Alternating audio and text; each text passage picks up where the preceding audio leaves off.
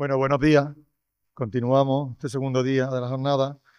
Hoy tenemos a don Vicente Alcañiz, su ponencia titulada Evaluación Internacional y claves para la evaluación educativa, y presenta Ana María Hidalgo Ruiz.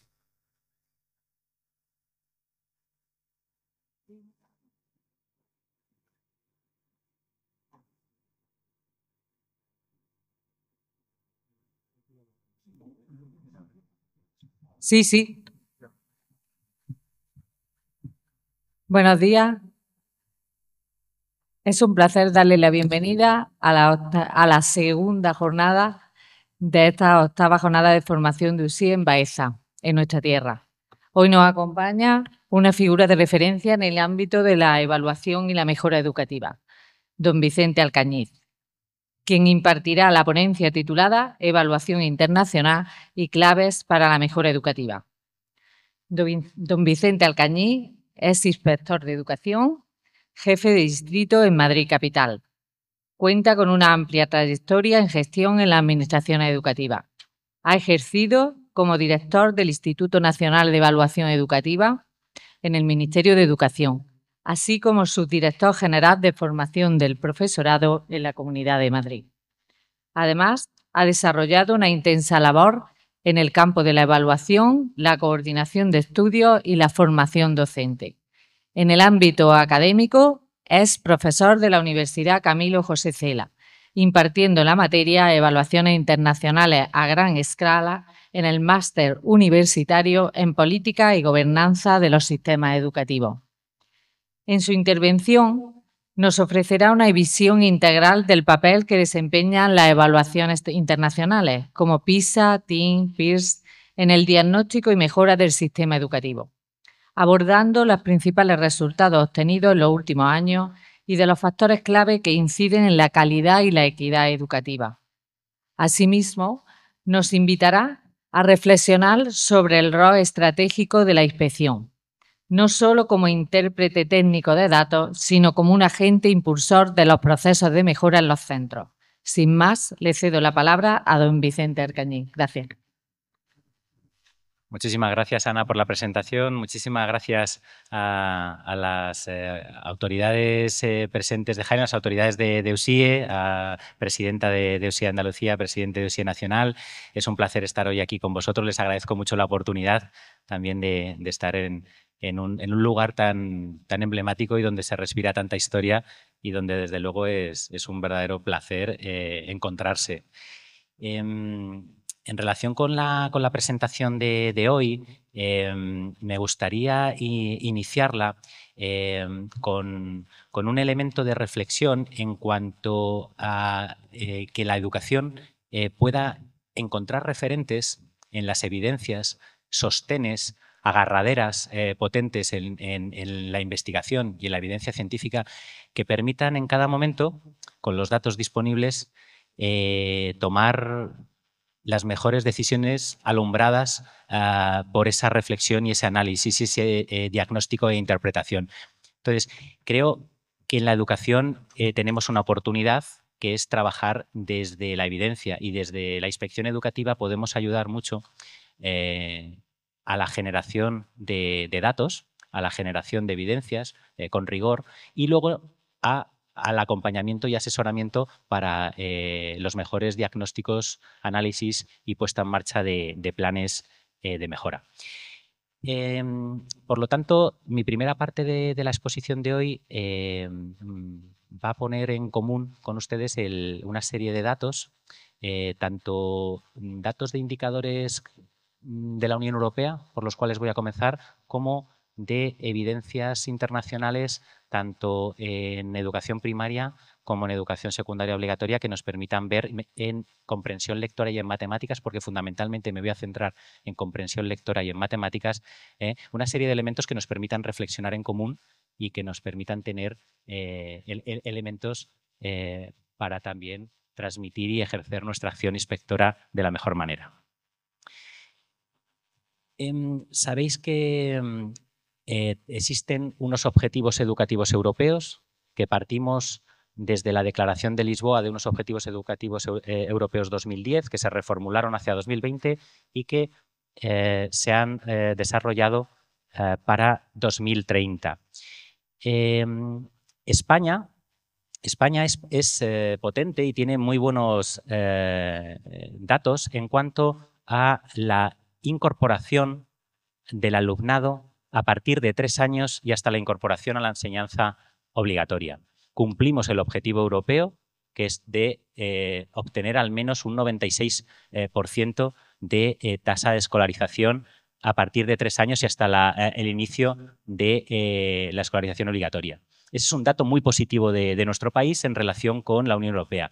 Otro positivo y otra de las fortalezas de nuestro país es los egresados en enseñanzas superiores, los jóvenes entre 26 y 35 años que obtienen una titulación de enseñanza superior. El objetivo europeo subió 5 puntos para 2030 y ya lo superamos con creces. Es de un 45% y ya estamos por encima del 52%. Otra de las fortalezas. Porque nosotros siempre en el análisis de los datos vemos que hay elementos positivos, que hay fortalezas y que luego tenemos áreas de mejora. ¿Qué podríamos identificar como áreas de mejora dentro de los objetivos que nos gustaría conquistar en 2030? Pues para mí el más importante, sin duda, es el objetivo que indica que los jóvenes de 15 años obtengan una competencia mínima para desenvolverse en la sociedad en lectura, matemáticas y ciencias. El objetivo existente desde hace muchos años, que no solo no somos capaces de conseguir a nivel español y a nivel europeo, sino que vamos empeorando con el tiempo, es el porcentaje de jóvenes de 15 años que tienen un rendimiento muy por debajo del mínimo esperado en lectura, matemáticas y ciencias. No solo no hemos conseguido el objetivo, sino que ya les digo, estamos empeorando con el tiempo.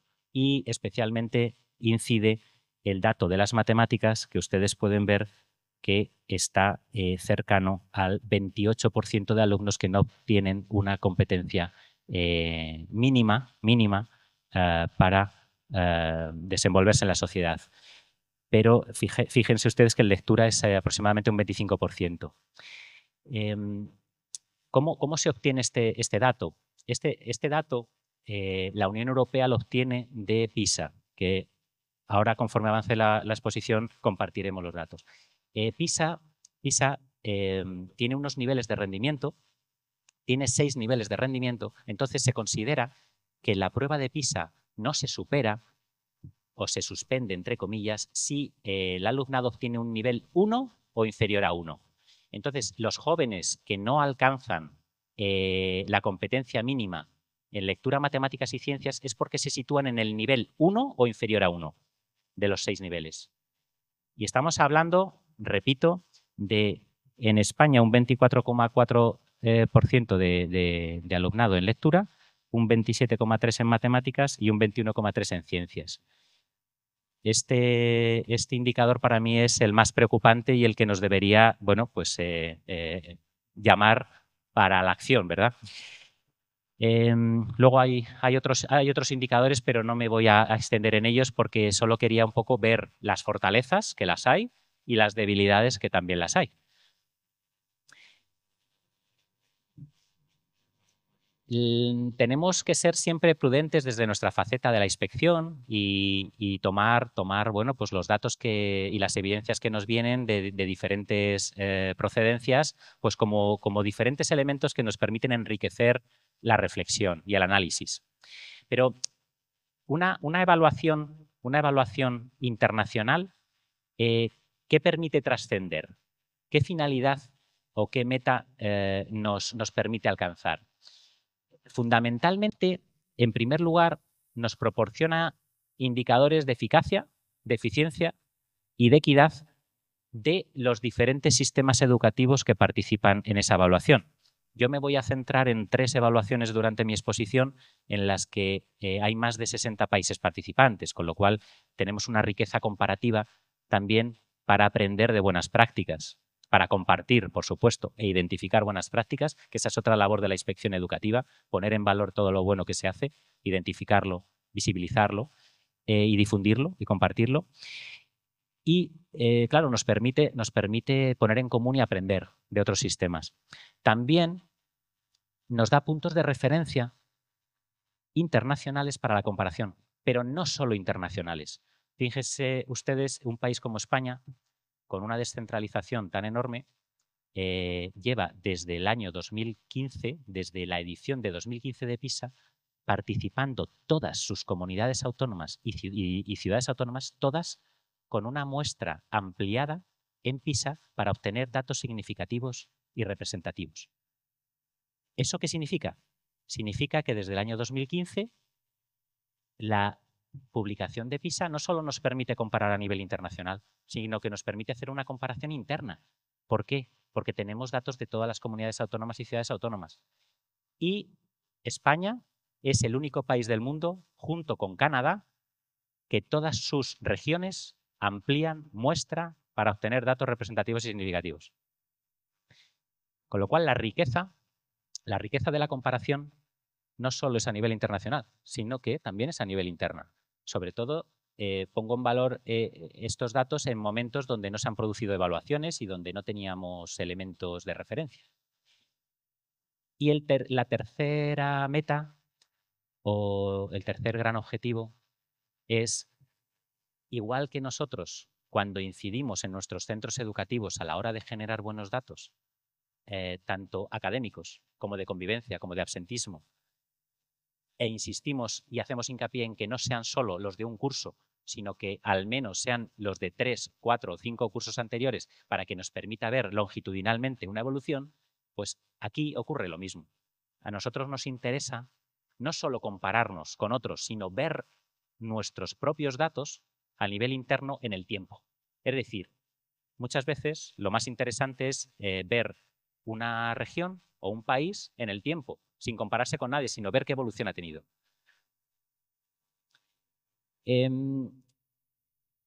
Me permito también hacer hincapié en la importancia no solo de tener medidas fiables, válidas, rigurosas en cuanto a la evaluación del rendimiento y en cuanto a resultados, sino también la información sobre qué variables y qué factores están influyendo en esos resultados.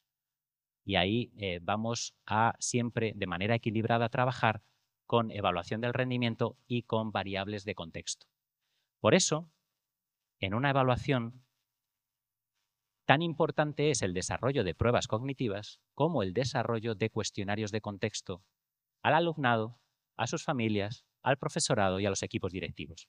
Una evaluación única y exclusivamente con pruebas de rendimiento no nos da una visión completa. Necesitamos preguntar al alumno, al profesor, al equipo directivo y a las familias.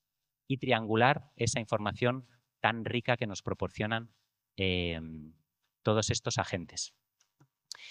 Claro, esta evaluación nos va a proporcionar volúmenes de investigación, bases de datos disponibles para investigadores, y eso es muy útil para la educación de un país, porque tenemos que poner en valor a los investigadores de educación, tenemos que tender puentes con la investigación educativa y tenemos que intentar, a través de las facultades de las diferentes universidades, a través de todas las fundaciones y entidades que investigan, tender puentes porque la transferencia de la investigación hacia los centros educativos debe fluir mejor, debe llegar mejor, y creo que ese es un reto que hay por delante, porque los centros educativos muchas veces pues no tienen acceso, ni siquiera la inspección. Hemos conseguido consolidar puentes con esa investigación educativa donde participamos de manera regular, habitual y donde podamos también ejercer esa labor privilegiada que tenemos tan cercana a los centros. Y ese es un reto también que existe, porque los datos que nos proporcionan estas evaluaciones es de una enorme riqueza para generar cultura de investigación y para que esa investigación se transfiera. Pero también hay recursos. Me voy a permitir también posteriormente en mi exposición mostrarles cómo hay recursos disponibles para que el profesor pueda utilizarlos en clase con sus alumnos, dado que en cada edición que se realiza una evaluación se ponen a disposición del público estímulos con preguntas, es decir, unidades de evaluación. Tenemos unidades de evaluación en primaria, tenemos unidades de evaluación en secundaria, además que han sido reales. Hay alumnado de más de 70 países que las han contestado, han servido para evaluar el rendimiento y están disponibles para que todo profesor que quiera tener un acceso a esos recursos pues pueda usarlos. Por supuesto, hay informes internacionales, nacionales, regionales, secundarios. Yo cuando a veces giro visita a los centros que superviso, al igual que me preocupo porque exista biblioteca de aula y porque la biblioteca de centro sea un elemento muy dinámico que irradia a todo el centro, siempre pregunto dónde está la biblioteca profesional educativa, la biblioteca de los docentes. Es decir, creo que también tenemos que ser ejemplares y con nosotros cuando promovemos la lectura en todas sus facetas y en todos sus textos, también tenemos que ser conscientes del potencial que tiene profesionalmente tener una buena biblioteca especializada en educación que permita también a los docentes acceder a fuentes, intercambiar ideas y trabajar también sobre elementos muy fundamentados y muy rigurosos que nos ofrece también las grandes editoriales especializadas en educación que tenemos en nuestro país y que desafortunadamente pues, son muy poco leídas, ¿no? Aquí en este foro también me permito poner en valor cómo USIE, de forma absolutamente gratuita y accesible, ha promovido verdaderos manuales pegados a los cambios normativos y que tienen un extraordinario valor. Se ha publicado pues, de evaluación en FP, se ha publicado también manuales de historias de vida de la inspección, poniendo en valor grandes referentes de la inspección educativa. Entonces, hay un trabajo que probablemente merezca la pena, que no sea minoritario y que se acerque cada vez más personas y se puedan generar también debates e intercambios de ideas en cuanto a publicaciones de gran valor en cuanto al conocimiento compartido. Para situarnos, vamos a ver las principales evaluaciones internacionales que existen, de dónde provienen, y las voy a comparar con las evaluaciones nacionales que a día de hoy tenemos en nuestra Ley Orgánica de Educación. Tenemos dos grandes organizaciones. A nivel internacional, todas las grandes evaluaciones vienen promovidas o por la OCDE, por la Organización de la Cooperación de Desarrollo Económico, cuya evaluación más importante es PISA, pero también tiene otras como TALIS, que es una encuesta para equipos directivos y profesorado sobre procesos de enseñanza y aprendizaje. Tiene también un estudio sobre competencias sociales y emocionales para el alumnado de 15 años. Y luego también tiene la evaluación de PIAC, que es el PISA para adultos, que nos muestra las competencias de los adultos de cada uno de nuestros países y participantes. Esas son las 4 grandes evaluaciones de la OCDE. PISA, TALIS, el estudio sobre competencias socioemocionales y PIAC. Pero hay otra asociación decana, que es la Asociación Internacional para la Evaluación del Rendimiento Educativo, la IEA, que nos ofrece también evaluaciones muy potentes, muy rigurosas, tanto en comprensión lectora, PILS, como en matemáticas y ciencias, TIMSS, como en competencia cívica y ciudadana, ICCS, como en competencia digital y pensamiento computacional, ICILS. ¿Dónde situamos esas evaluaciones? La comprensión lectora PILS y matemáticas y ciencias TIMSS se sitúa en 9-10 años. 9-10 años, cuarto grado, cuarto de educación primaria. Competencia cívica y ciudadana y competencia digital y pensamiento computacional se sitúan en 8º grado, segundo de la ESO. PISA se sitúa en 15 años. Esto me permite también compartir la diferencia entre una asociación y otra. Es decir, la OCDE evalúa lo que sabe y lo que sabe hacer un alumno de 15 años. O sea, no se sitúa curricularmente en un curso o en un nivel. Se sitúa en una edad, 15 años. El alumno de 15, 16 años puede estar en 4º de la ESO, en 3º de la ESO, puede estar en 2º de la ESO, puede estar en grado básico. La evaluación, lo que le interesa es ese alumno de 15 años que sabe y que sabe hacer. Sin embargo, la IA genera un vínculo con los currículos de los países participantes. Sería una evaluación más curricular, más cercana a lo que es un curso en concreto y un nivel, mientras que PISA sería, yo voy a evaluar lo que sabe, pero lo que sabe que puede haberlo aprendido en la escuela o no a los 15 años y ver el nivel de desenvoltura que a los 15 años tiene. Con lo cual son planteamientos diferentes. Sin embargo, pese a estos planteamientos diferentes, cuando vemos los resultados, hay una correlación positiva entre los resultados de una evaluación más pegada al currículo, más de conocimientos, a una evaluación más competencial. Ese es un poquito el panorama internacional que ahora vamos a ver cómo casa con nuestra evaluación nacional de acuerdo con la ley orgánica. Nosotros ahora mismo en nuestra ley orgánica de educación tenemos previstas 2 evaluaciones de diagnóstico que se sitúan en 4º de educación primaria y en 2º de la ESO. Y que al menos se deben desarrollar en comunicación lingüística y en matemáticas.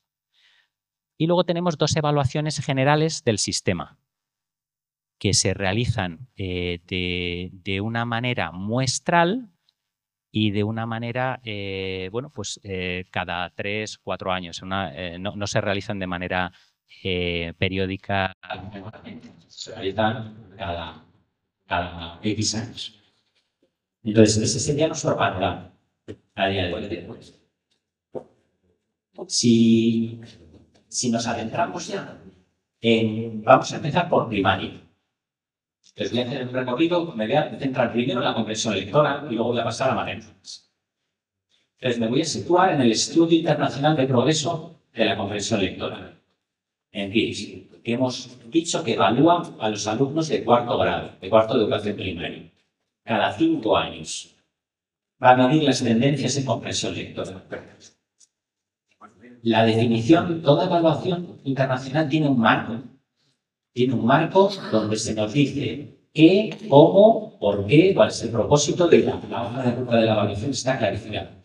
En el marco de evaluación del Estudio Internacional del Progreso de la Comprensión Lectora define la comprensión lectora como la habilidad para comprender y utilizar las formas lingüísticas requeridas y valoradas por el individuo. Los lectores son capaces de construir significado a partir de una variedad de textos. Leer para aprender, para participar en las comunidades lectores del ámbito escolar y de la vida cotidiana y para su disfrute personal. Bien. Por lo tanto, en esta evaluación va a haber 2 dimensiones. Se va a evaluar 2 propósitos de lectura, tener una experiencia literaria y adquirir y usar la información, y se van a evaluar 4 procesos de comprensión. Localizar y obtener información, extraer conclusiones, interpretar e integrar ideas y analizar y evaluar el contenido. Sería una matriz de doble entrada donde las unidades de evaluación van a ir viviendo esos procesos en textos literarios y en textos informativos. Estos son los resultados de la última evaluación del Estudio Internacional del Progreso de Comprensión Lectora, publicados en 2021. Me gustaría destacar el resultado de Andalucía, pues, con 523 puntos estaría 2 puntos por encima de España, 521. Es verdad que España se sitúa 7 puntos por debajo del promedio Unión Europea y se sitúa 12 puntos por debajo del promedio CD. Me permito destacar los datos de Andalucía porque me gustaría reflexionar sobre este dato que se produce en cuarto grado en lectura y que lo comparáramos con el dato de lectura a los 15 años. Porque para ver, también nos permite tener una trazabilidad. Ya les digo que los datos de lectura en cuarto grado, cuarto de educación primaria, están 2 puntos por encima de España, 523 puntos a 5 puntos de propio de la Unión Europea, pero sin embargo vamos a ver posteriormente que los datos aquí en 15 años digamos que no mantienen la línea. Entonces vamos a ver qué ha podido pasar, ¿no?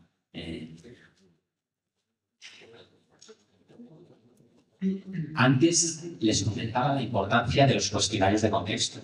Me he permitido extraer dos elementos de 2 variables que me parecían relevantes, como son la seguridad y confianza en la lectura y el gusto por la lectura.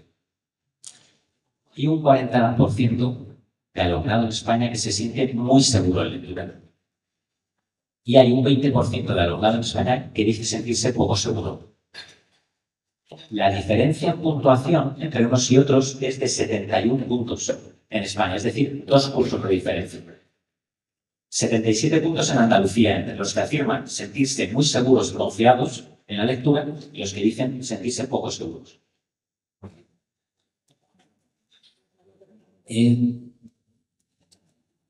A mayor gusto en la lectura, mejores resultados también de comprensión lectora.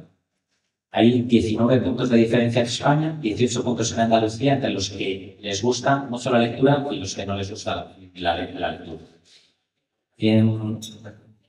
El porcentaje de alumnos a los que les gusta mucho leer varía del 44% de Cataluña al 60% de Andalucía y de Asturias, en los porcentajes superiores. Y los estudiantes que dicen sentirse poco seguros y confiados en lectura varían desde un 15% en Asturias, un 19% en Andalucía y País Vasco y un 24% en Cataluña.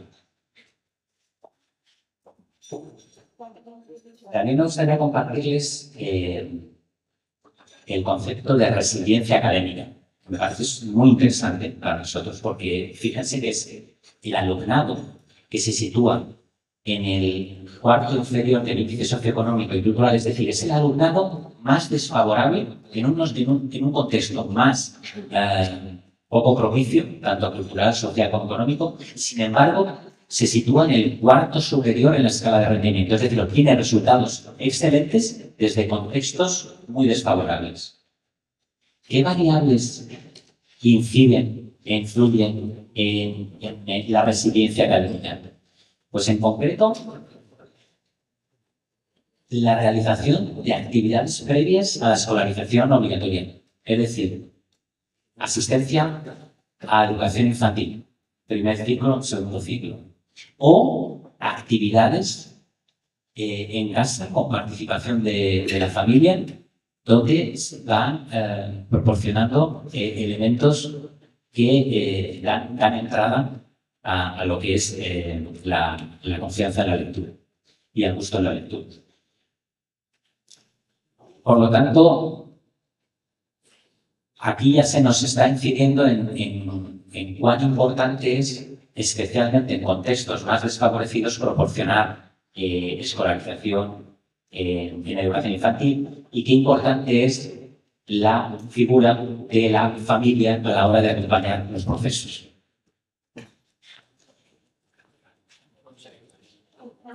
De estos datos de esta evaluación hay diferentes grupos de investigación que se han acercado para aportar un poquito de luz a la hora de extraer algún tipo de conclusión. Saturnino Martínez y Claudia Córdoba de la Universidad de La Laguna de Tenerife nos indican que los niños y las niñas de familias que incentivan el interés por la lectura consiguen mejores resultados aun cuando sean familias de entornos desfavorecidos o muy desfavorecidos. Influye especialmente la actividad laboral de la madre en el rendimiento de las hijas. La literatura académica nos está diciendo cuán importante es el nivel de estudios de la madre y la actividad laboral de la madre. Especialmente, la madre es una figura clave.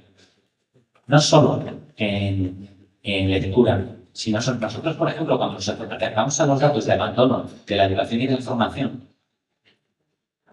hay 6 veces más tasa de abandono educativo en los niños y niñas de madres que tienen de nivel educativo máximo hasta primario de aquellas madres que tienen nivel educativo de estudios superiores. Con lo cual, eso es un factor muy relevante.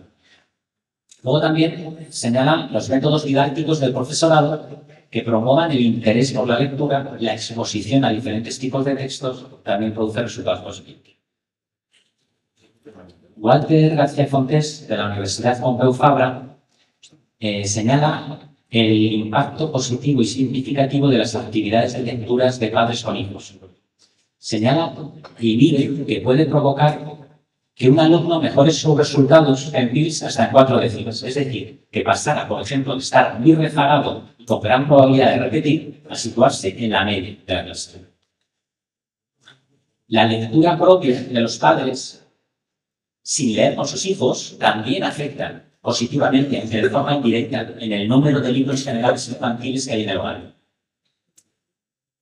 Y este investigador señala que quizás la menor implicación familiar en el aprendizaje de los alumnos en España también podría explicar en parte los resultados que tenemos. Norberto Corral, Ángela Blanco, Itziar García, Ana Ramos y Eduardo Zurbano de la Universidad de Oviedo señalan lo fundamental de promover actividades previas antes de ingresar en educación primaria. Generar hábitos de lectura, esas 2 serían las variables con una gran incidencia en resultados. Y luego ponen en valor el papel moderador de las diferencias socioculturales de los centros educativos. Y también inciden en la importancia de las expectativas de los padres, que condicionan las expectativas de los hijos. Es muy importante que tanto las familias como el profesorado tengan expectativas altas con todos y cada uno de los alumnos. Aquí les he puesto una diapositiva también, por si en algún caso consideran de interés acercar a los centros educativos que supervisan la posibilidad de acceder de manera totalmente gratuita a ejemplos prácticos que se pueden trabajar en clase de unidades liberadas de esta evaluación. Ya les digo, pensada para alumnas y alumnos de 9-10 años de 4º grado. Y me permito también compartirles algo que cuando se hace la evaluación en España pues nos indica el profesorado de primaria en cuanto a la extensión de los textos. Los textos que se están introduciendo en esta evaluación internacional tienen alrededor de 760 palabras. Y entre 12 y 17 preguntas. Preguntas que son tipo test, elección múltiple, ABCD, o preguntas a desarrollar construidas. Todas se desarrollan en una evaluación absolutamente digital. Ya no hay ninguna evaluación internacional en España que se desarrolle en papel. Son todas digitales y son todas con una interfaz visualmente atractiva, con una barra de progreso que te sitúa en la página en la que te encuentras y con una flecha, cursor, donde se va yendo hacia adelante o hacia atrás para obtener la información. Cuando yo les comento a las maestras y maestros de primaria la extensión de los textos y trabajamos con algunos textos y con sus alumnos, me comenta que a día de hoy, bueno, pues resulta complejo habituar a los alumnos a mantener una atención en un texto de ese entorno de 760 palabras. Con lo cual, quizás sería muy interesante que hiciéramos hincapié en que se pudiera trabajar a lo largo de la educación primaria una comprensión lectora en textos con una cierta extensión. Creo que sería muy interesante. Y a la hora de focalizar la importancia de la atención en nuestros estudiantes. Bueno, este ha sido el recorrido a lo largo de lo que es la comprensión lectora cuarto grado. PIRS, Estudio Internacional de Profesor Electoral. Pasamos a TIMSS y me voy a centrar en matemáticas, también cuarto grado, cuarto de educación primaria, no de 10 años, matemáticas. Bien, los dominios de contenido en el marco de evaluación son números, medidas y geometría y representación de datos. Y los procesos cognitivos que se van a medir en esta evaluación son conocer, aplicar, razonar. Sería nuestro mapa. Yo me voy a centrar en matemáticas, aunque también se evalúan las ciencias de la vida, físicas y de la Tierra. También en los procesos conocer, aplicar, razonar. Estos son los resultados de 2023. Andalucía tiene 494 puntos, España tiene 498 puntos, la Unión Europea tiene 514 y la OCDE tiene 525. La comunidad autónoma de mayor puntuación en España es Castilla y León con 522, lo cual se va a refrendar posteriormente a los 15 años también.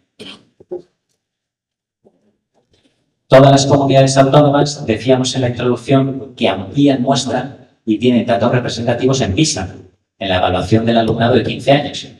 Sin embargo, es una verdadera pena que solo 8 comunidades autónomas amplíen muestra en TIMSS y en PIRLS. Es decir, es una pena que no tengamos en cuarto de primaria una comparación de todas las 17 comunidades autónomas.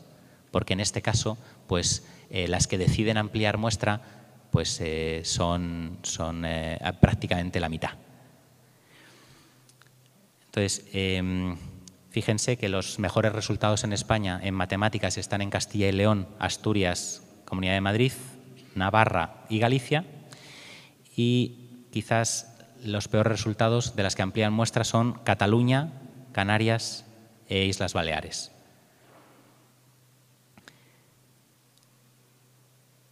En cuanto a la evolución en el tiempo, bueno, pues ven que los resultados, prácticamente la diferencia en puntuación entre España y la OCDE, bueno, se ha cortado un poquito, pero seguimos teniendo, bueno, pues prácticamente un curso de desventaja en matemáticas en cuarto de educación primaria. Porque una diferencia de entre 20 y 40 puntos estaríamos hablando de un curso de diferencia. Entonces, tenemos camino de mejora. También me gustaría acercarles lo que supone ver el porcentaje de alumnado en niveles de rendimiento bajo y muy bajo, que nuestro país tiene un 37,3% frente a un 27% de la OCDE. Es decir, tenemos más de 10 puntos de alumnado en muy bajo y, sin embargo, tenemos más de 10 puntos menos en el alumnado excelente, en el alumnado de niveles alto. Con lo cual, tenemos que dentro de las medidas de atención a la diversidad, trabajar con el alumnado rezagado y llevarle a cotas mínimas y trabajar con el alumnado con talento y llevarle también a que se desempeñe y a que se desenvuelva y se desarrolle en su máximo potencial. Tendríamos que atender a la diversidad en esos dos aspectos. En cuanto a la brecha de género, resultados en matemáticas entre niños y niñas, muy lejos de reducirse, lo que se ha producido desde el 2011 hasta el 2023 con estos últimos datos es que ha aumentado la brecha de género. No solo no se ha reducido, sino que ha aumentado. Esto nos tiene que hacer pensar y reflexionar si las medidas actuales que estamos desarrollando de fomento de la participación femenina pueden no estar logrando el impacto deseado. Hay que repensar estrategias. Hay que prestar especial atención a la cultura del aula y a los referentes inmediatos del alumnado, que empiezan por sus docentes. Pero ya les digo que tanto en España como en la OCDE ven ustedes que no solo no se reduce, sino que aumenta la brecha. En cuanto a la diferencia de resultados entre nativos e inmigrantes, estaríamos hablando de una diferencia de 18 puntos a favor de los nativos en la OCDE y de 22 puntos a favor de los nativos en España, en matemáticas. Y en cuanto a los elementos que nos pueden hacer mejorar resultados en matemáticas en primaria, pues volvemos a tener una conclusión clara, que es hay que incidir en las actividades previas a entrar a primaria.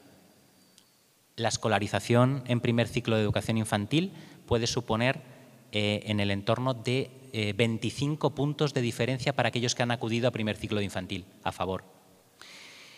Y en cuanto a la confianza, si aumentas una unidad en el índice de confianza en matemáticas, te aumentan 36 puntos los resultados. Ese sería otro elemento a incidir. Y me permito también pues compartir al hilo de la confianza en matemáticas el hecho de que tanto las alumnas como los alumnos, antes de enfrentarse, antes de acercarse, ya tienen una barrera. Es decir, los cuestionarios de contexto nos están ofreciendo datos de ansiedad matemática y de mentalidad fija, no mentalidad de crecimiento, en matemáticas. Eso quiere decir que hay mucho alumnado que ni siquiera lo intenta. Es decir, que ante unas enseñanzas ya de por sí tienen una creencia de que no son buenos y de que no tienen, es que ni siquiera intentándolo van a conseguir nada. Es una mentalidad fija y hay que cambiar esa mentalidad fija y esa barrera previa, mucho antes incluso de iniciarse en la materia, trabajando esa confianza en que todas las alumnas, todos los alumnos pueden ser buenos en matemáticas. No hay ninguna barrera previa. Y pueden ir desarrollándose de una manera plena, pero la preocupación existe cuando un número tan significativo de alumnas y alumnas, a la pregunta de ¿considera usted que no es bueno en matemáticas y que no puede hacer nada para cambiarlo?, responden que sí, que ellos, sin intentarlo, sin que piensen que tienen posibilidad de cambiarlo y de mejorar, y eso es preocupante. Bueno, aquí tenía algunas preguntas de contexto en cuanto al índice de gusto por el aprendizaje de matemáticas y al índice de percepción de los alumnos acerca de la enseñanza en matemáticas. Algunas variables contextuales. También me permito simplemente el alumnado más desfavorable, el alumnado en contextos más complicados, es el que más necesita disciplina y buen clima de aula. Es decir, las constantes interrupciones, la pérdida de tiempo en el inicio, en el final y en el durante de las clases de matemáticas inciden especialmente en el alumnado desfavorable.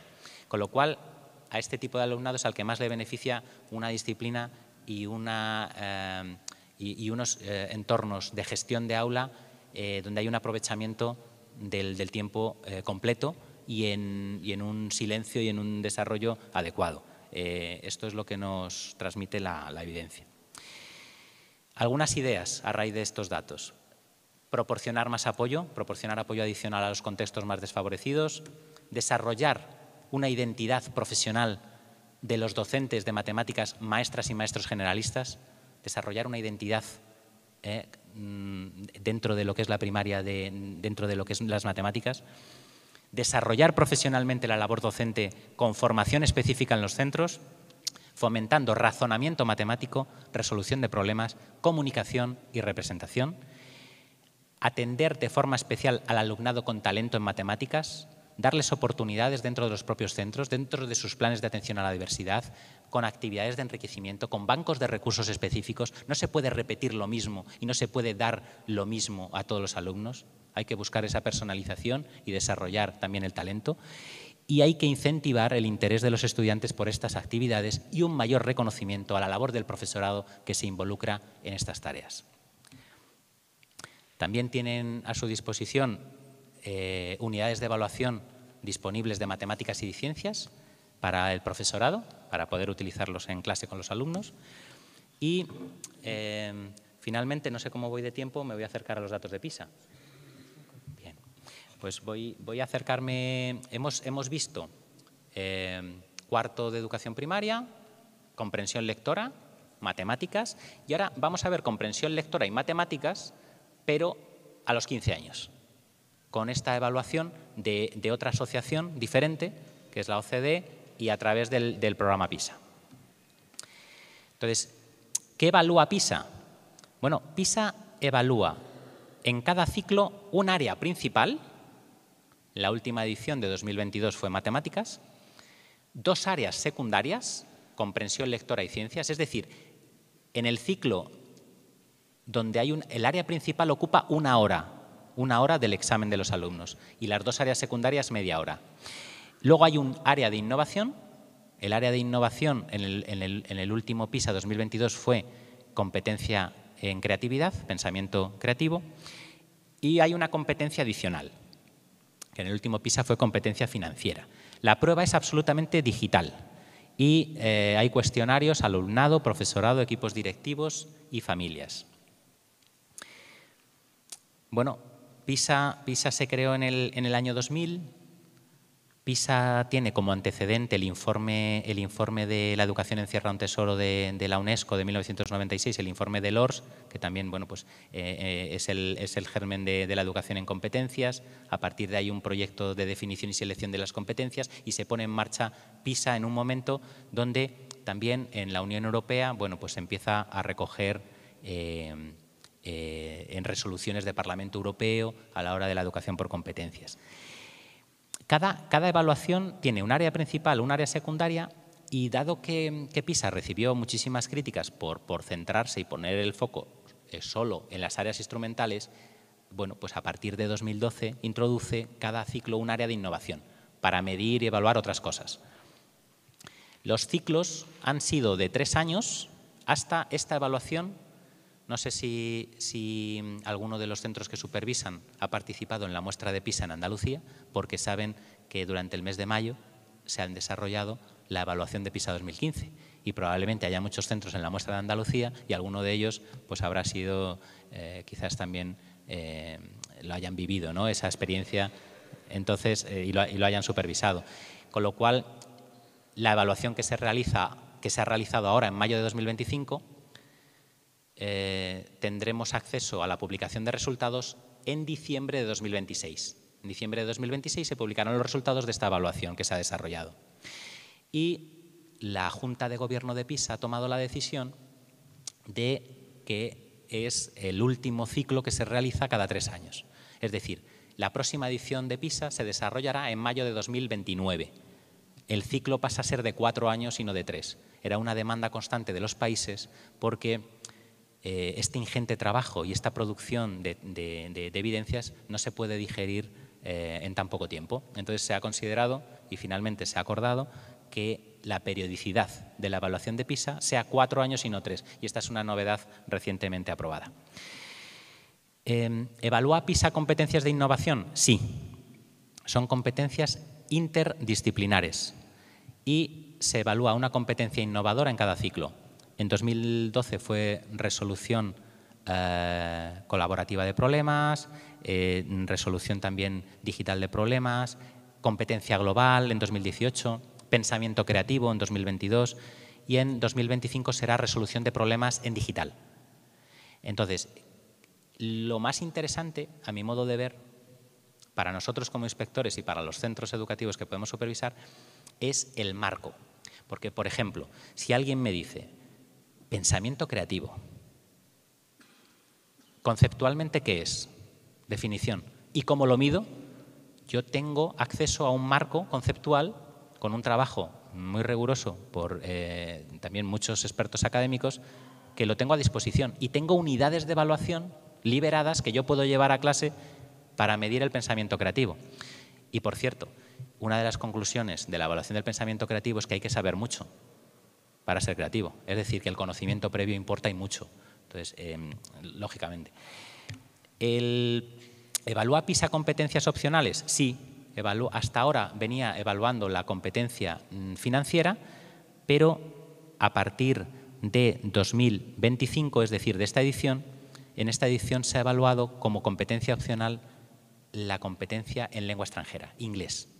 Es decir, nosotros en diciembre de 2026 vamos a tener acceso a la competencia en lengua extranjera inglés con datos de las 17 comunidades autónomas, lo cual también parece muy interesante. Y además de los resultados, tenemos contextos. Tenemos acceso a variables que influyen en el contexto familiar, el estatus social, económico y cultural, contexto del estudiante, su motivación, el género, la repetición, la inmigración, el contexto educativo y escolar, la titularidad del centro, la convivencia, la intimidación y el acoso, el sentimiento de pertenencia del centro, la participación de los padres, la satisfacción de los estudiantes, la autoeficacia o el autoconcepto, el miedo al fracaso y la mentalidad de crecimiento. Voy en 2 diapositivas a comparar los resultados de PISA 2018 y los de 2022. Es decir, voy a centrarme primero en la comparación en 4 años y luego voy a comparar 2012-2022. O sea, comparo primero en 4 años. PISA no se celebró en 2021 por efectos de la pandemia, por eso lo que les hablaba del ciclo de 3 años, aquí son 4, porque la pandemia hizo imposible el desarrollarlo en 2021 y se pasó a 2022. Los resultados del periodo 2018-2022 rompen todas las tendencias de estabilidad en rendimientos y en resultados que se observaban desde 2012. España desciende 8 puntos, OCDE desciende 17 y la Unión Europea desciende 20 puntos en 4 años. Los resultados de matemáticas de los estudiantes españoles y de la OCDE son los peores de la historia. Es decir, las cohortes, el alumnado de esta generación de 15 años en matemáticas tiene una competencia muy inferior a los estudiantes de cohortes anteriores. Es un dato objetivo. Estos son los resultados por comunidades autónomas. Tienen matemáticas, lectura y ciencias, tienen la diferencia en 4 años. Entonces, vamos a ver, País Vasco, Cataluña y Castilla-La Mancha tienen los descensos más significativos en 4 años. Andalucía desciende 10 puntos en matemáticas, 5 puntos en lectura y sube 2 puntos en ciencias. Con lo cual, también a la hora de reflexionar, es verdad que ciencias, bueno, parece que no solo mantiene, sube un poquito, pero quizás sea en matemáticas donde haya que focalizar también refuerzos, apoyos, seguimiento. Pero ven ustedes que esta es una diferencia en 4 años que nos sitúa, bueno, pues que nos va dando una heterogeneidad en resultados muy importante, que requiere análisis muy contextualizados y muy propios. Si yo me sitúo en la comparación a 10 años, datos 2012-2022, la bajada es histórica. Los descensos más acusados entre 2012 y 2022 son Alemania baja 39 puntos, Finlandia 35 puntos, Islandia 34, Países Bajos 30 puntos, Polonia 29 puntos, Corea 26 puntos. El promedio OCDE baja 21 puntos y España baja 11 puntos. Entonces, es una debacle, porque son datos objetivos y es una evaluación comparativa en el tiempo. Con lo cual, bueno, tenemos que reflexionar. ¿Toda esta bajada se ha producido como consecuencia de la pandemia? ¿Todo es atribuible a la pandemia? La verdad es que no. La causa de este descalabro no puede atribuirse exclusivamente a la pandemia. El empeoramiento ya se veía venir en ese sentido. Entonces, sí que me gustaría centrarme por comunidades autónomas, un poco más. Fíjense que lo que les decía es comparación internacional, pero también me permite comparar a nivel interno, porque son datos comparables. La evaluación es igual para todos, es rigurosa. Entonces, los descensos más importantes en 10 años en matemáticas se producen en Navarra, 24 puntos, Cataluña, 24 puntos, País Vasco, 23 puntos, por encima del desplome de la OCDE. Andalucía baja 15 puntos en matemáticas en 10 años, La Rioja baja 10 puntos y la Comunidad de Madrid baja 10 puntos, Castilla y León también baja 10 puntos, Aragón 9. Entonces, creo que merece la pena tener en mente un apoyo, un refuerzo y unas políticas educativas que tengan estos datos encima de la mesa en relación con lo que tenemos que aportar especialmente en matemáticas. Porque son datos objetivos, cada uno los podemos quizás matizar en la interpretación, pero si se está poniendo de relieve este declive, pues tendremos que realizar acciones potentes, colectivas, sostenidas y continuadas en el tiempo. Estos son los resultados de matemáticas por niveles de rendimiento, y esto es lo que les decía también en relación con tanto el alumnado. Fíjense, por ejemplo, en Andalucía, cómo tenemos en el entorno de un 39% de alumnado que no supera esta prueba, que está en nivel 1 o inferior a 1. Tenemos que incidir en ese 39%, pero también tenemos que incidir en que solo hay un 4% de alumnado en niveles altos en Andalucía. Es decir, que, a ver, si en proporción el nivel es más bajo, en esos niveles altos hay que trabajar y desarrollar acciones educativas que permitan aumentarlo. Y si tenemos en la cola de la distribución un porcentaje de alumnado tan importante que no alcanza la competencia mínima, pues también tenemos que centrarnos en reducirlo, ¿no? en esas dos partes. Si pasamos de matemáticas a lectura, los resultados de lectura en PISA 2022, los más altos son Castilla y León, pero Castilla y León también veíamos que en cuarto de educación primaria tenía los mejores resultados, o sea que mantiene, tanto en 9-10 años como en 15 años, mantiene la línea adecuada en proporcionar a sus alumnos pues ese conocimiento y esa competencia, ¿no? Entonces, Castilla y León 498, Asturias 497, Comunidad de Madrid 496, Cantabria 494, Aragón 488, La Rioja 487. Los rendimientos medios estimados más bajos en comprensión lectora están en País Vasco 466, Canarias 463, Cataluña 462, Andalucía 461. Entonces aquí es donde yo me permito lanzar la pregunta. Si teníamos en cuarto de educación primaria el alumnado en Andalucía con 523 puntos, 2 por encima del promedio España, en cuarto grado, ¿qué ha pasado para que en 15 años de repente esté en una posición relativa que no acompaña? Entonces, bueno, habrá que hacer un análisis y una incidencia específica para ver qué ha pasado y cómo se puede también en lectura trabajar de una manera más concreta y reforzar y apoyar. Tienen aquí también enlaces de acceso a unidades de evaluación liberadas. No sé si les puedo mostrar alguna. ¿Cómo vamos de tiempo? Sí, 10 minutos. Las unidades de evaluación de PILS, de lectura, son textos literarios o informativos clásicos.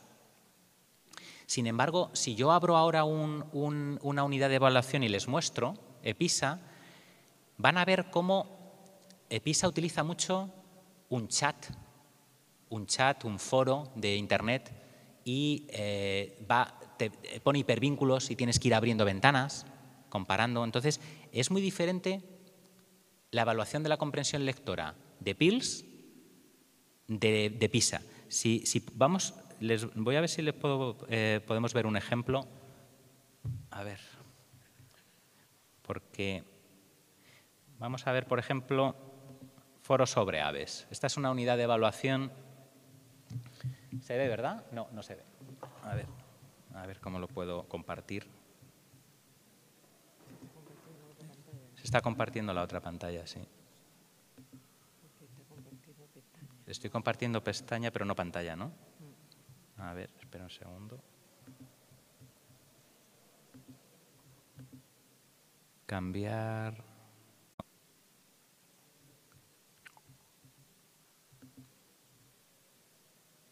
Presentación.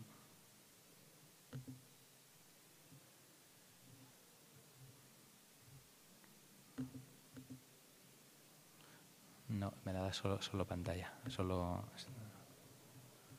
A ver.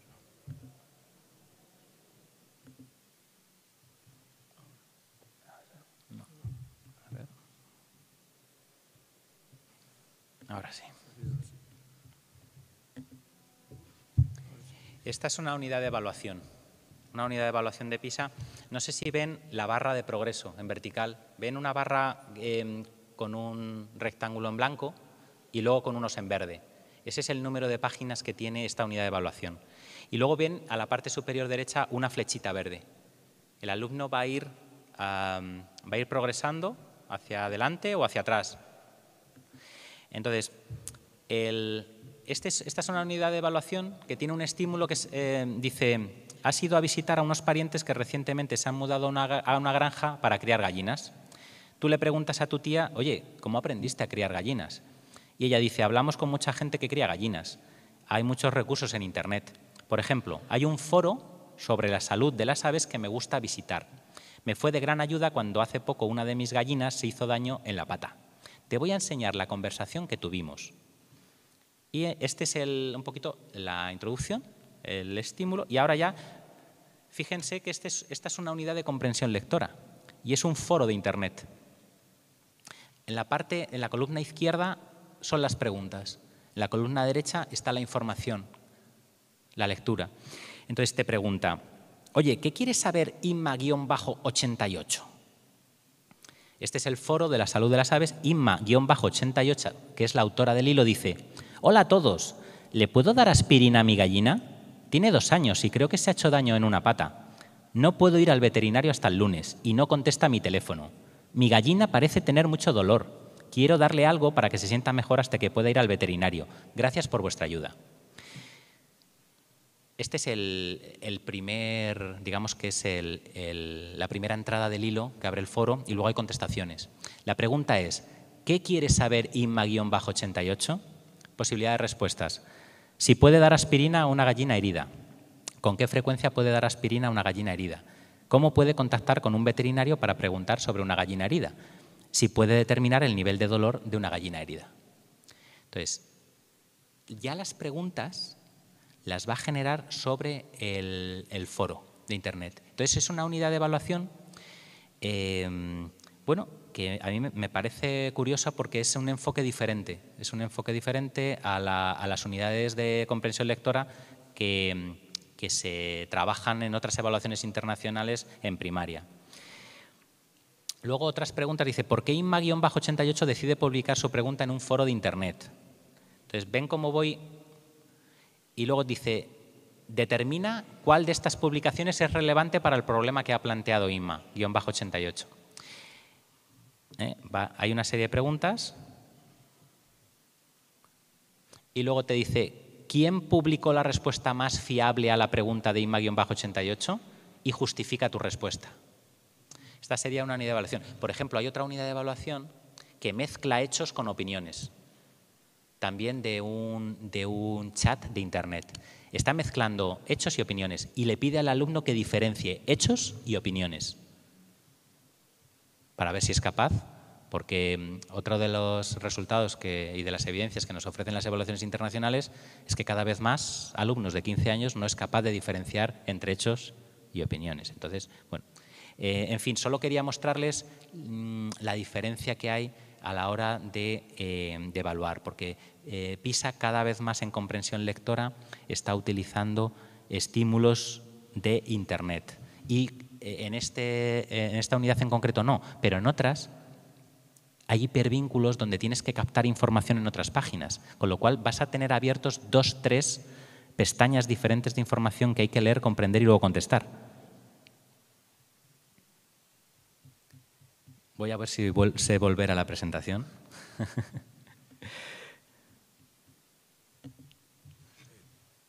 Parece que sí. A ver. Sí, ¿no? Vale.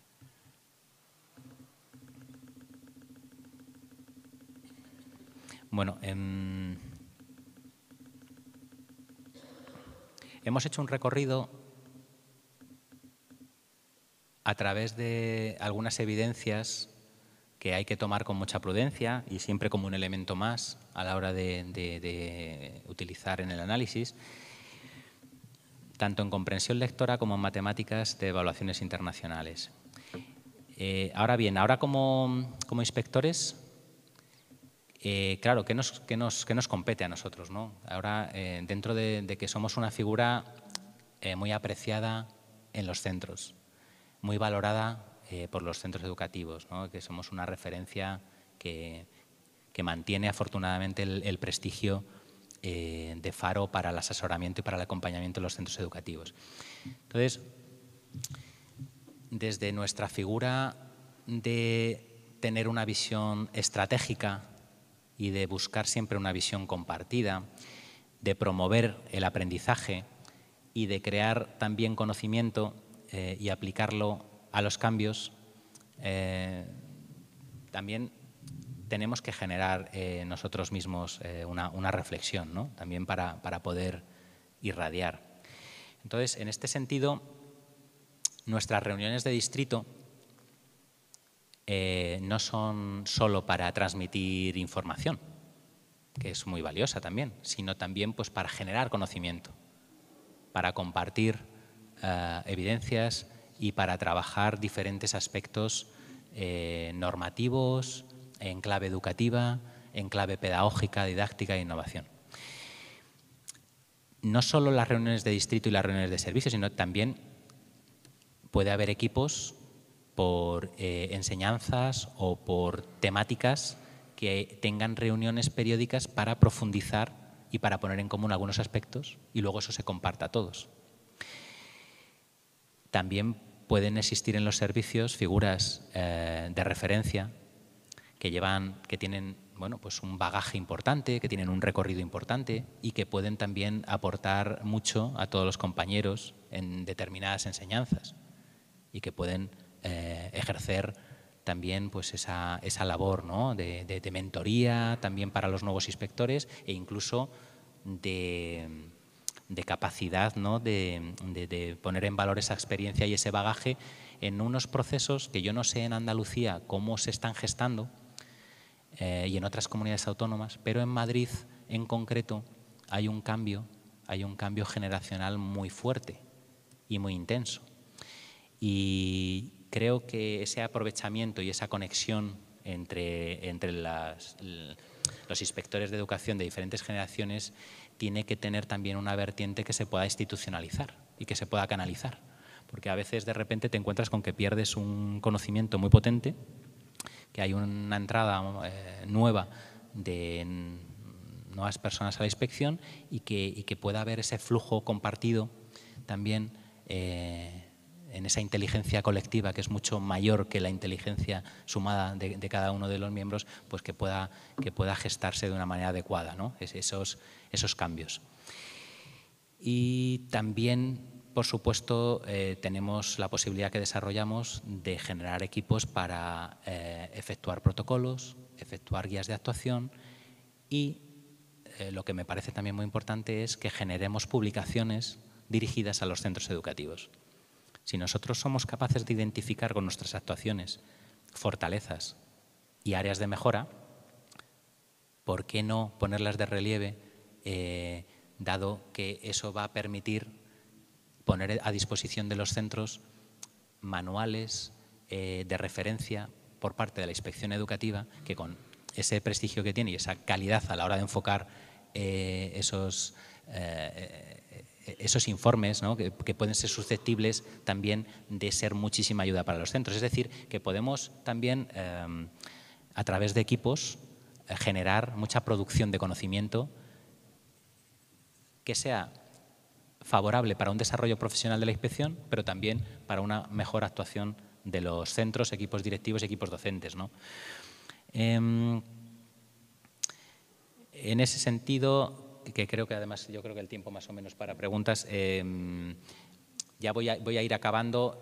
Al final somos un cuerpo técnico y una organización que tiene que funcionar de manera inteligente, que tenemos también que intentar buscar dónde tenemos más repercusión sistémica, que no tenemos que dejar de aprender, de una manera continua y que eso implica que igual que nosotros impulsamos la evaluación interna en los centros y acompañamos los procesos de evaluación externa, no dejemos de en nosotros mismos evaluarnos de forma interna y también que nos evalúen de forma externa, porque eso nos vendrá estupendamente bien y nos hará mejorar. Entonces, bienvenido sea para la mejor toma de decisiones. Y finalmente, bueno, pues para acabar, también incidir en nuestro potencial a la hora de supervisar proyectos educativos, proyectos de dirección, programaciones didácticas y su desarrollo y aplicación. Si pedimos a los directores y directoras que sean líderes pedagógicos y nosotros le decimos que tienen que encontrar un hueco y un tiempo dentro de esa, de todas las tareas, funciones y todas las acometidas que tienen, pues nosotros también tenemos que poner el foco y poner la mirada en esos aspectos. Tenemos que supervisar la cultura del centro educativo, su organización, tenemos que valorar cómo dinamizan el centro, cómo se establecen cauces de participación y colaboración, qué vínculo y sentido de pertenencia existe, qué estabilidad se generan en las plantillas. Supervisar también el ejercicio de las funciones del equipo directivo, su rigor, su estilo de comunicación, su liderazgo distribuido, la delegación de funciones, la celebración de reuniones, la dinamización pedagógica, la promoción del aprendizaje. Y tenemos que supervisar también la aplicación por los docentes en las aulas de los planteamientos curriculares, sobre todo estrategias metodológicas y de evaluación. Tenemos que supervisar la coherencia entre la teoría y la práctica y el quehacer docente en su conjunto. Vamos a ver cómo funcionan los equipos docentes y los departamentos didácticos. Bueno, tenemos una doble dependencia que siempre nos presiona y nos tensiona. Es verdad que nuestras autoridades provinciales nos tienen una alta estima y como nos tienen una alta estima, pues nos piden de manera constante informes, ¿no? Esa elevada incidencia en el desarrollo de nuestra labor pues nos mediatiza. Entonces, buscar ese equilibrio en esa doble dependencia, pues de manera que no perdamos el foco en lo importante y en donde podemos de verdad tener impacto.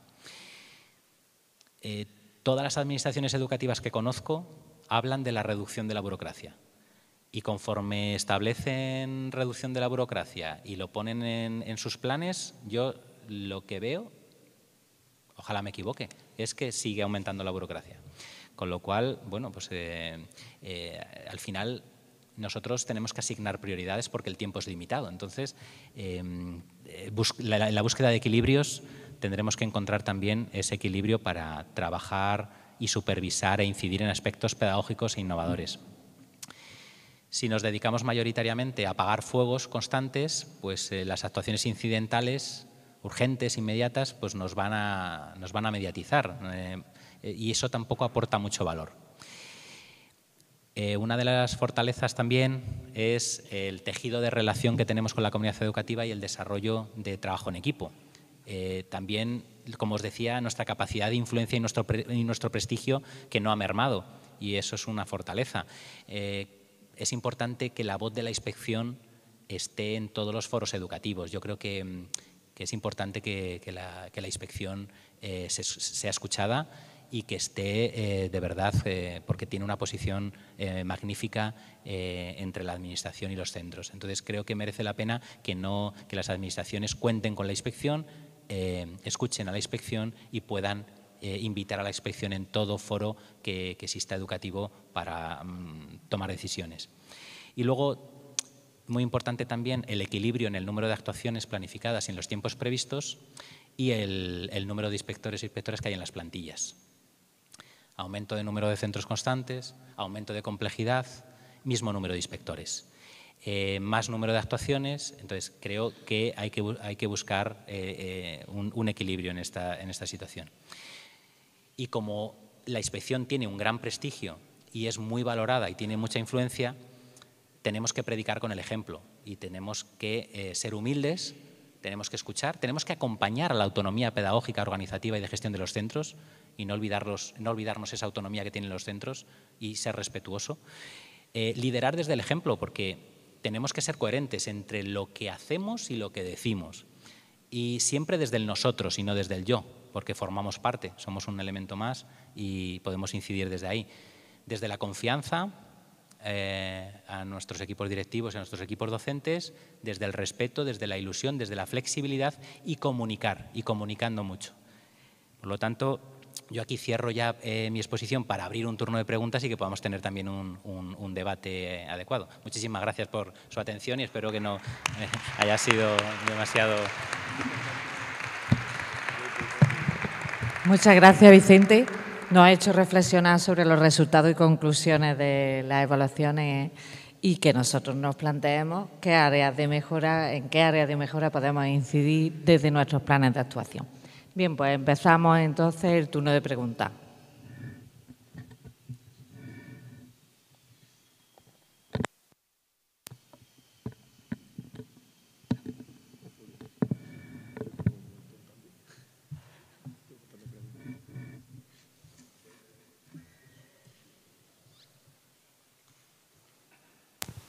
Ahora sí, buenos días. Bueno, por supuesto, Vicente, felicidades porque ha sido dar en la tecla de lo que muchos en el día a día pensamos, valoramos y trabajamos. Y en el debate que hemos tenido aquí nos surge una duda muy interesante. Si en ese nivel de fracaso 1 o -1 del referencial 6, España está en el 25 y la referencia Europa está en el 26, ¿qué hace Europa desde las PISA 2013? Gracias. Sí. Es una muy buena pregunta. Me voy a permitir incidir también en un aspecto que es el de la repetición en España. La tasa de repetición en España está en un 29%, está en continuo descenso, pero está en un 29%. La tasa media de repetición en Europa es un 13%. Es verdad que hay muchísimo alumno repetidor, de ese 29% de alumnado repetidor, que supera las pruebas de PISA. Hay muchísimo alumnado repetidor que supera, que está en el nivel 2 o 3. Eso nos lleva a plantearnos dudas o reflexiones de si un porcentaje de la repetición en España viene producido por el carácter disruptivo del alumnado. Porque, claro, nosotros tenemos convivencia, que se aplica la normativa de convivencia, se establecen medidas de convivencia y tenemos, por otro lado, la evaluación del rendimiento educativo.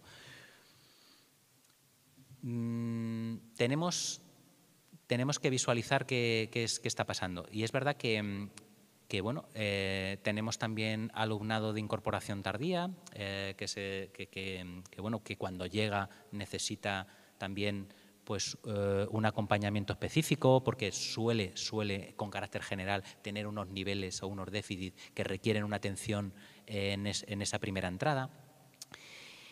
Y en esos aspectos, nosotros probablemente con otra tasa de repetición cercana a lo que es la Unión Europea tendríamos unos resultados bastante diferentes. Y Europa a día de hoy tiene una estrategia, por primera vez la Unión Europea decididamente está dando unos pequeños pasos en que la estrategia de educación sea común. Es decir, que desde que se pone en marcha el proyecto de la Comunidad Económica Europea, de la Comunidad Europea de la Energía y del Carbón y de la energía atómica, desde cómo trasciende eso a lo que es la Unión Económica y Monetaria y de cómo trasciende luego eso a lo social y educativo, vemos que Europa está andando muy lentamente, pero la educación ha llegado ya, que siempre era una competencia exclusiva de los Estados.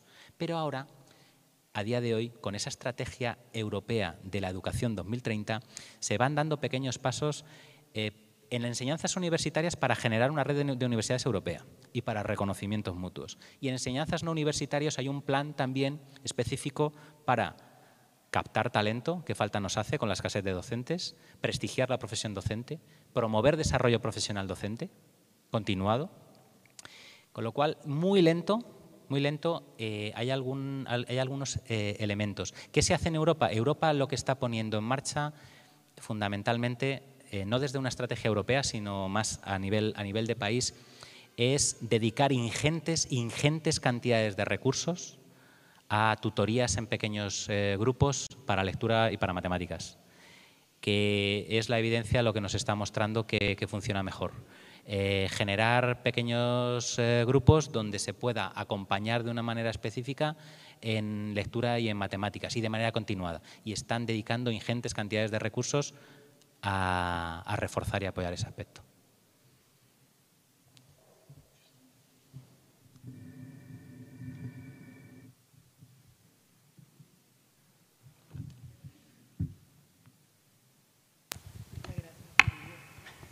Hola, buenos días. Mira, muchas gracias por tu conferencia. Yo quería hacerte una pregunta. Como inspectora, como mujer, el tema de la brecha de género me ha preocupado. 20 puntos o 30 menos, has dicho, ¿no? Entonces es muy preocupante porque si estamos con mucho proyecto, mucho programa, que supuestamente tenemos que llegar a mejores resultados y, sin embargo, es altísima la diferencia. ¿Qué opinas? Y quería conocer tu opinión. Quizás no sea muy... no debería hacer esta pregunta en este foro, pero yo me lo planteo. ¿Qué piensas de la educación segregada? Es decir, quizás hay variables que no estamos controlando o que no queremos controlar porque no es favorable en este contexto educativo. Pero, ¿qué más podemos hacer? Quizás esa educación, no te digo a tiempo total, sino a nivel de sesiones de trabajo, niños con niñas, o sea, niños con niños, niñas con niñas, ¿no? Distintos conceptos de procesamiento cognitivo. ¿Qué me dices? ¿Qué piensas? Gracias. Muchas gracias. En primer lugar, voy a contextualizar, para que no quede aquí en este foro, el hecho de que las niñas tienen algún déficit educativo en el sentido, porque voy a ofrecer algunos otros datos en comparación. El fracaso escolar está en los niños. Si yo trajera aquí el número de personas que se matriculan en enseñanzas superiores por género, mayoritariamente las niñas están obteniendo mejores calificaciones, están llegando más a la universidad y si ya voy a oposiciones, y tengo datos de oposiciones y me remito a la inspección educativa, está claro que las niñas están teniendo mejor acompañamiento o tienen algunas cualidades específicas que están aflorando de manera muy positiva en lo que son los estudios. Con lo cual, si vamos a tasas de abandono y a tasas de repetición, fundamentalmente son masculinos. En matemáticas y en ciencias, ¿por qué ya en primaria? ¿Por qué hay un elemento de confianza que quiebra más en las niñas que en los niños? ¿Por qué? Pues eso es una buena pregunta, pero existe. Yo no tengo una respuesta, pero es cierto que estamos viendo que ya desde primaria hay niñas en 9-10 años que la confianza que tienen en las matemáticas no es igual a la de sus compañeros niños, que sí que muestran más confianza. ¿Cómo puede afectarles eso al conocimiento y a su esfuerzo? Porque al final lo que determina el rendimiento al final es el esfuerzo continuado. Entonces, ¿por qué le lleva a una niña a creer que es peor que un niño en matemáticas? Cuando el esfuerzo continuado de ambos les puede situar pues a donde llegue cada uno. Pues no lo sé por qué esa quiebra en la confianza. Porque hay mucho programa que se está desarrollando, hay mucho ejemplo, mucho referente. Creo que hay campañas del Consejo Superior de Investigaciones Científicas, de reales sociedades de matemáticas, de física. Tenemos acceso el 11 de febrero al Día de la Mujer y la Niña en la Ciencia, y sin embargo esa quiebra de la confianza seguimos percibiéndola en España muy superior a la que está en nuestro país, en nuestro entorno. No lo sé, no sabría responderlo. Y luego, en cuanto a lo que me ha preguntado de la educación diferenciada por sexos, pues cada sistema educativo ha ido tomando sus decisiones. En Reino Unido tienes colegios que diferencian por niños, en otros sistemas educativos no, han tomado otra decisión. Entonces, bueno, cada sistema educativo pues va valorando unos aspectos u otros. Lo importante siempre es que las decisiones que se vayan a tomar estén fundamentadas en elementos que no se tomen que no se tomen sin tener bases sólidas, ¿no?, de investigación, que se tomen con referencias y que luego exista una evaluación y un seguimiento. Porque yo lo que he hecho en falta en las políticas educativas públicas, invertimos también cantidades ingentes de dinero, pero no lleva aparejado una evaluación. Entonces, ¿qué impacto tiene? No lo sé, estoy ciego. ¿Tiene impacto positivo, negativo? ¿Tiene un impacto positivo pero menor al que podría tener y le puedo introducir unos ajustes? Pues si no hay en esas políticas educativas públicas unos indicadores que nos permitan medirlo, el impacto que tienen, con lo cual no lo sabemos. Entonces, yo creo que sería fundamental que en cualquier política pública hubiera una evaluación y un seguimiento y que supiéramos qué efecto tiene. Positivo, negativo, medio, alto, bajo. Entonces, no sé si le he podido contestar a la pregunta.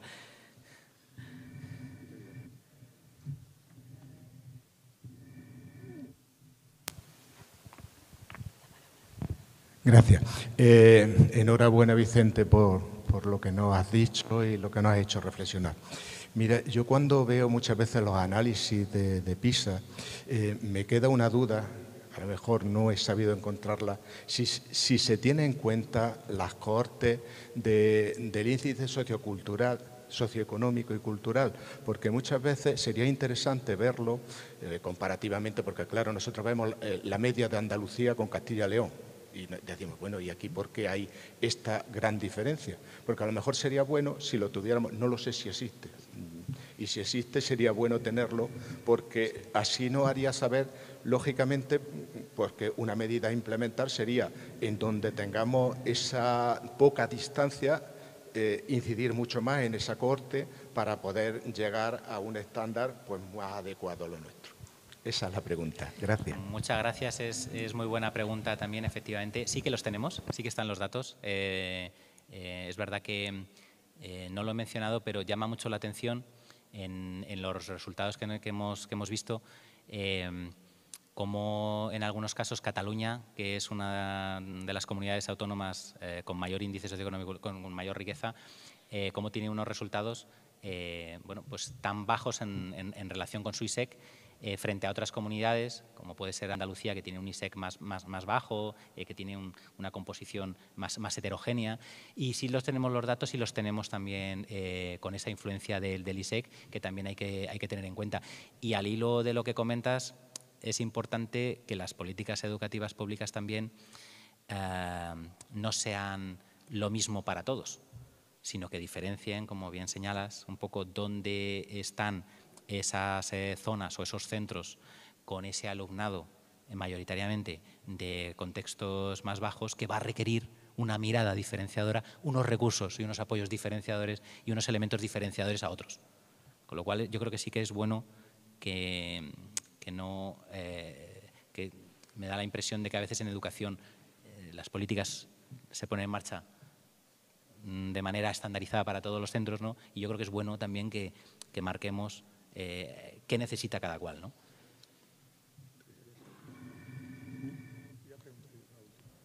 ¿Alguna pregunta más? Ya la última.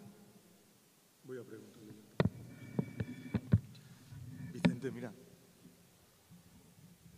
Te quería preguntar, la bajada que hemos hablado, que has comentado en competencia lingüística aquí en Andalucía, aunque tú estás en Madrid, de primaria a secundaria, ¿a qué crees que podría, cuando tenemos unos niveles por encima de la media en primaria y luego en secundaria vemos esa bajada, qué sería?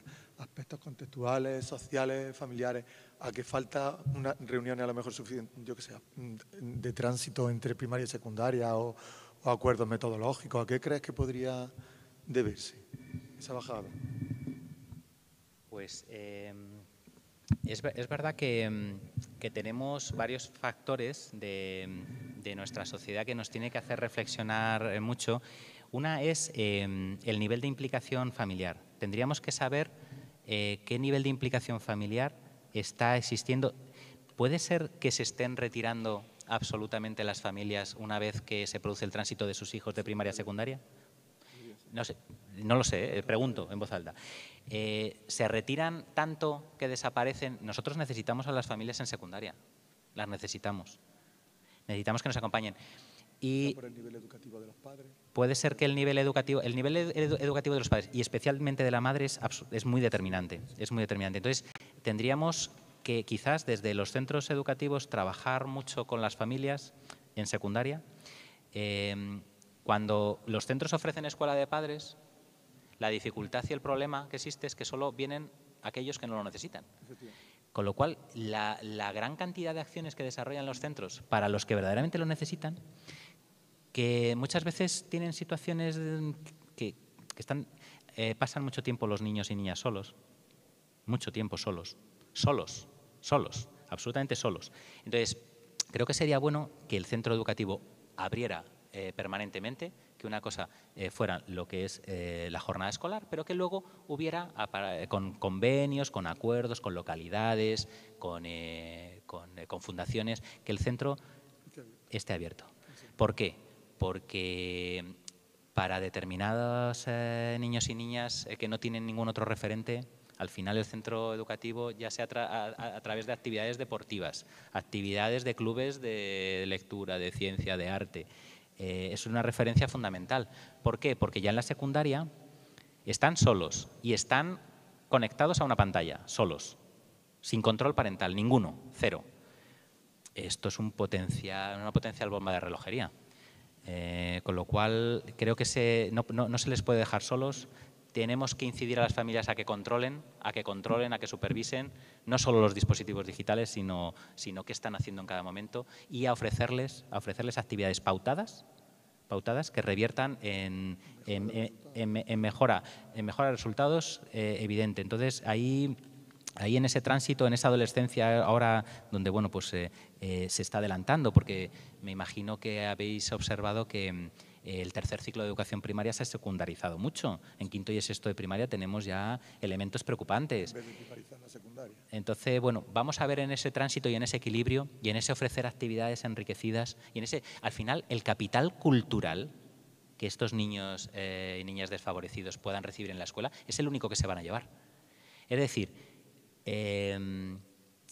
ojalá lean cualquier cosa y que lean, pero nosotros desde la escuela tenemos que aportarles referentes también de lectura que se lleven, porque si no se lo llevan desde la escuela es que no los van a tener nunca.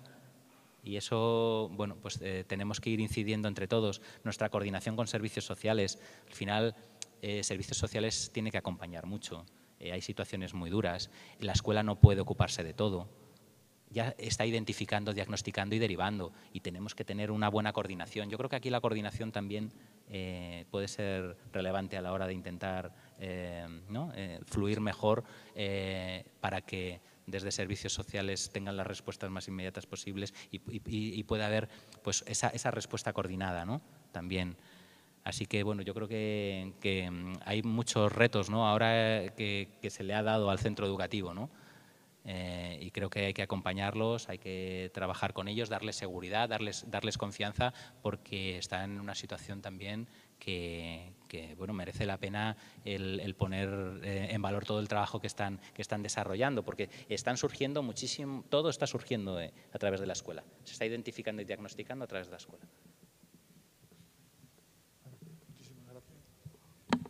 Muchas gracias. Queremos que te lleves un detalle de nuestra tierra. Gracias.